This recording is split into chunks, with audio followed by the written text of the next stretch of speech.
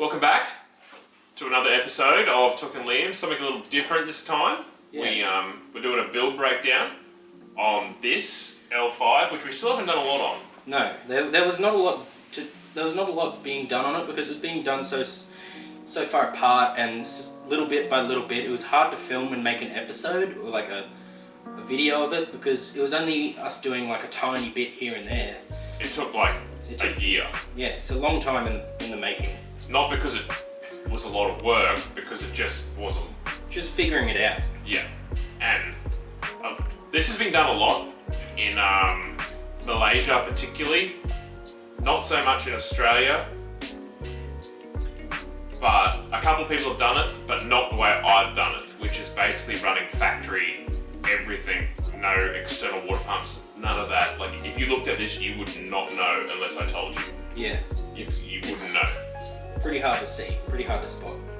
But we probably should have explained what it actually is that we're doing. Yeah, but that's cool. So this is my L500 Australian Limited 2-door. It's actually a Centro. It's not a handy, even though I've converted it to a handy, but anyway, that's a sidetrack. When I bought it, it had rod knock. It's a factory EFEL 660, and I decided, and actually at the time I couldn't get another EFEL motor, or at least a block, and I didn't want to go through the process of rebuilding it, so I started to look into what else I could do, and I realised that you could actually, you could make an EJ block to an EFEL head, but I was actually looking for an ED or an EJ, it didn't really matter at the time. An EJ came up for a good price that was missing some bits, so I bought that. That's what we did. And that's how the ridiculousness of this car came to be. And today we're explaining exactly how it came to be for people in the future that want to do it. This video can just be a reference to you to make your life a hell of a lot easier than Matt and I's was, because it was arduous. Very arduous. To say the least, yeah. It was a lot of figuring out and basically just buying a heap of parts and then going, okay, this one is the one that works. Now we've ruined all these other bits, throw them in the bin. Pretty much. So, let's tell you what we did.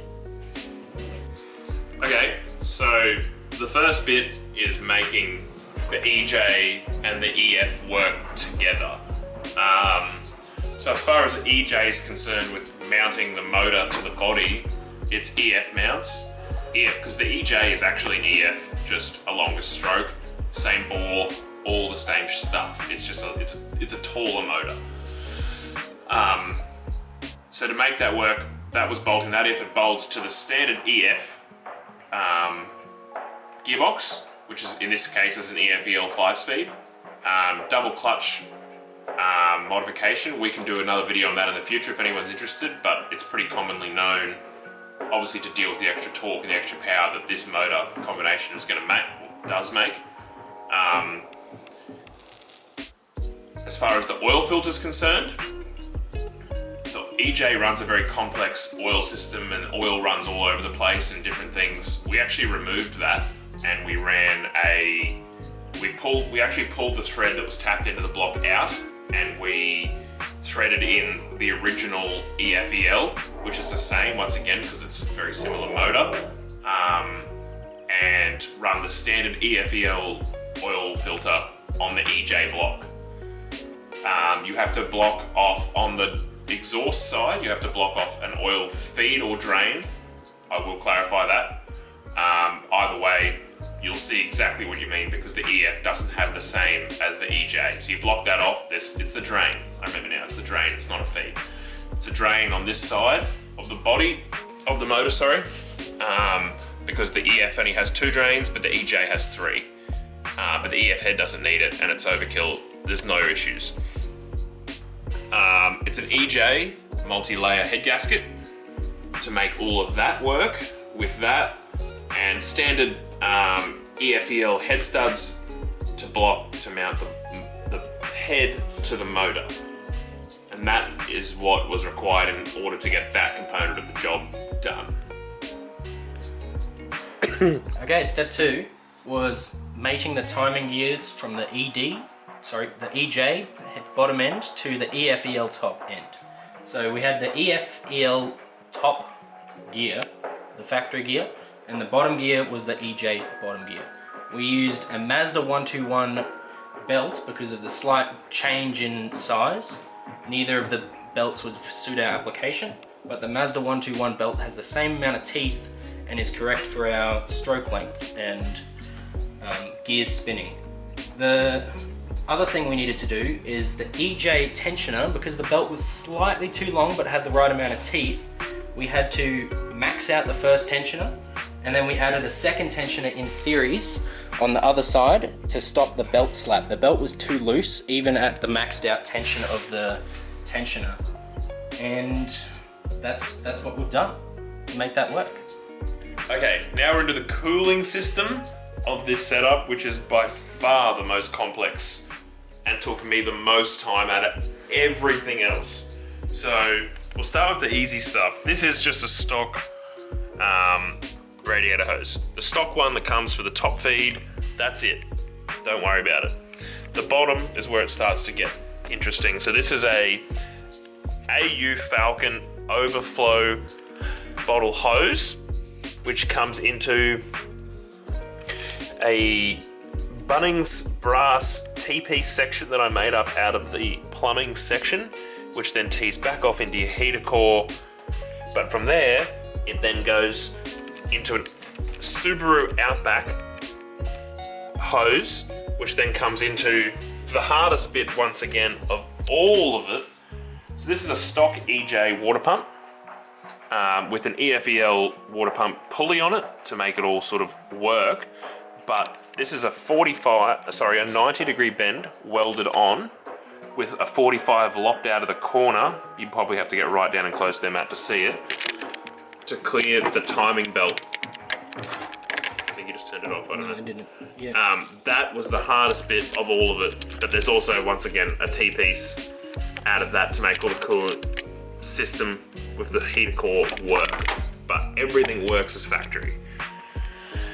And that is by far the hardest bit if you're looking at doing an EJ swap into your L200 or L500. Okay guys, what we want to do is the next step, which is the fuel system. The fuel system is pretty basic, and this is how most people run their fuel pressure regulators that are rising rate for cars that require more fuel. So what it does is your fuel comes out, goes into a T-piece that heads into your regulator, and the other side goes into the fuel rail like factory, and you block the exit, and the fuel pressure regulator becomes your fuel return. So the return you set your PSI that you want to run your fuel at, and then it sends it only at that PSI into the return, and that's how you run your fuel, and it just works. So we use the factory EFEL injectors, but just ups the pressure a lot. So that's what we did. Pretty basic, but it works.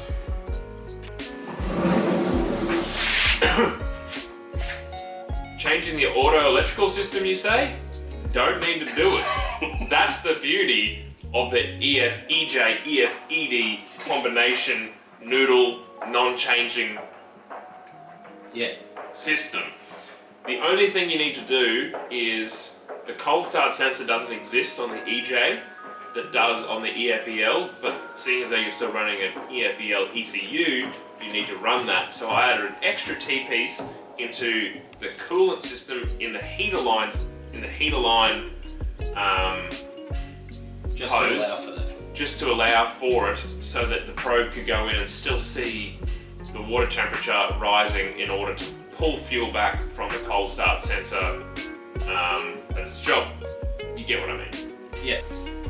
Okay, so to summarize, a big reason why this conversion was done over the traditional ED10 EFEL Franken motor is because ED10s just aren't as easy to come by, or ED20s, they're both the same, but that's another conversation for another day.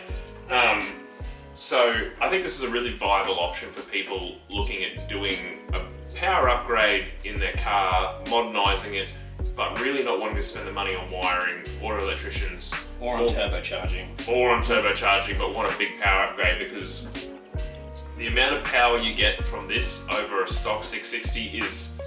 It's pretty good. It's pretty decent. It's probably maybe another 70% on top of factory power. I wouldn't say 70, I'd say 50. Alright, but still, that's a lot. But you pick up at least 80% torque. You do. Because I can start at second gear like I'm in a Toyota Land Cruiser now in this thing. That's with 2 people and 2 Greyhounds. Anyway, Yeah. And I have raced ED10 EFEL Franken mirror and have won. Yeah. So, not that it's a real race, but I'm just saying. This is a little bit more work than an ED10 Franken motor conversion, but the fact is, if you want to do something like this and you can't get an ED10, this is an option, and this video is what it's here for. Yeah, it's to help you, and you're more than happy to ask us. We'll answer. You're more than happy to ask us? No, we're more than happy to answer anything you want to ask us in relation to Daihatsus, anything that we've done. Greyhounds. We're here to help. Like, honestly, we just love having more Daihatsu people in the game, you know? It's fun. More skin in the game, as they say. Yeah. So... Who won the sticker competition comment video giveaway, Matthew? We'll be doing it again this video. I didn't even know that was coming. Oh. But from last week, or I mean earlier in the week, I announced a sticker competition. They'll get a sticker pack. So the winner of that, I think, will be Will R. Because Joey Joe, your comment was funny, but I've already given you 1,000,000 stickers, and you don't count. I want to give them to someone new. So Will R, you guys are always genuinely entertaining. Thanks for posting, and good luck with your newest acquisition. You should put some sort of handle at the bottom of the screen, Matt. Yeah, I will. And so Will R, if you want to get in contact with us on our Instagram page at tookandliam, what's our Instagram? Yeah, just at tookandliam. Yeah, that's it. So at tookandliam. Get in contact with us and we'll send you out a sticker pack. Thanks a lot, guys. This is the end of the video, and yeah, if you have any questions, feel free to ask Matt more so than I, because he has more time. Yeah. I'm the one who basically monitors the YouTube and the Instagram, but... Liam's here for the money. Yeah. And for the exciting stuff. Yeah, exactly. Alright, see you in the next one. See you later.